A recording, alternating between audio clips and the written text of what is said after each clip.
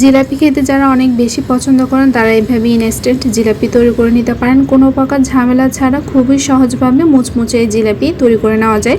তো প্রথমে আমি শিরা তৈরি করে নেব। তার জন্য এখানে এই যে দিয়ে নিলাম 1.5 কাপ পরিমাণ পানি আর 1 কাপ পরিমাণ চিনি দিয়ে শিরাটা তৈরি করে নিচ্ছি।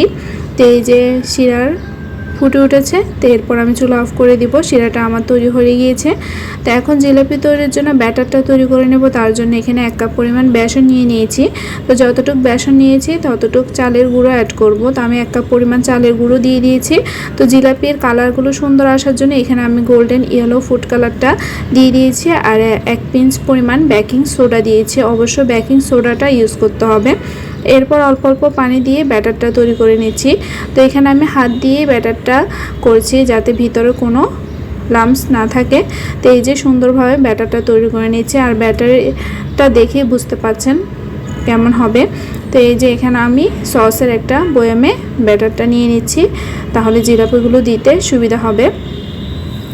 তো এই যে ফ্রাইং প্যানে তেল গরম করে এই পর্যায়ে এখন আমি জিলাপি শেপে দিয়ে নিচ্ছি। তো এইভাবেই সবগুলো তৈরি করে নেব। চুলার আঁচ কিন্তু একদম মিডিয়ামে রেখেছি। খুবই মুচমুচে হয়, ইনস্ট্যান্ট এভাবে তৈরি করে খেয়ে দেখতে পারেন। আর স্বাস্থ্যসম্মতভাবে এটা তৈরি করা হয়, তার জন্য এটা দোকানের চাইতে অনেক ভালো হবে। তো এই যে সবগুলো এইভাবেই তৈরি করে নেব। তো এই যে এগুলো ভাজা হয়ে গিয়েছে, তো এখন আমি শিরাতে দিয়ে নিচ্ছি। তো বাকিগুলো এই প্রসেসে তৈরি করে নিচ্ছি।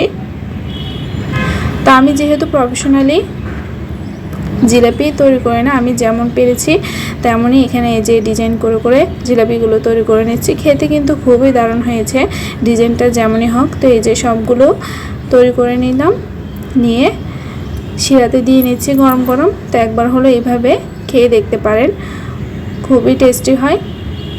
তো এই যে জিলাপিগুলো পুরোপুরি তৈরি করা হয়ে গেল। আজকের ভিডিওটা কেমন লাগলো জানাবেন।